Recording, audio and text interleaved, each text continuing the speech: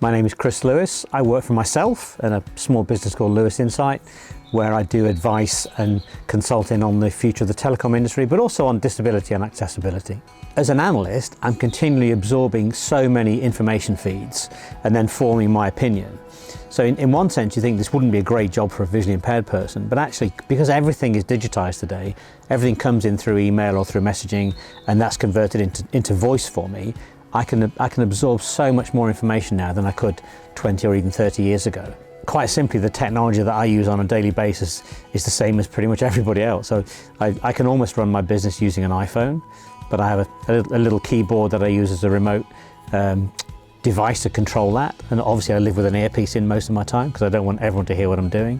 And then I have a regular laptop, obviously, which has a screen reader built into it, which allows me to run the rest of my business. So yeah, the smartphone, the laptop, smart speakers, pretty much covers it. Working is important to me simply because I just really enjoy what I do.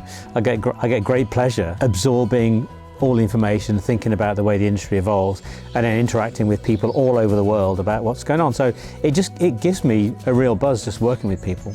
I think when you set up your own business, you learn to be a bit more thick-skinned than when you're an employee of a larger business.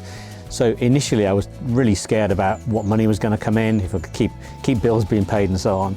But actually what I've learned about myself is that I am good enough at getting money coming in, and therefore you don't focus on the money, you focus on doing a good job for the customers, and that helps the money keep flowing back in. It's not as scary as it sounds, and people are always willing to pay for that sort of high quality opinion-led research that I've been doing for people.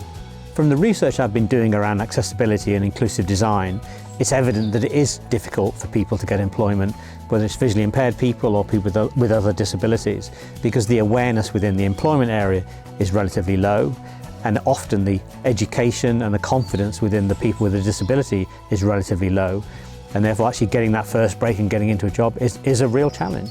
What needs to be done is education within the employment area, so senior level management, to make sure they're aware what sort of roles people with different disabilities could easily do, and technology allows that to really grow.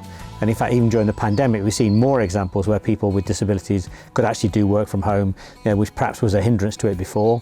So raising awareness within that, the employment side, but more importantly, I think giving the confidence to the individuals who are visually impaired or whatever disability, that they get the right education and that they know how to apply that in going and working for people.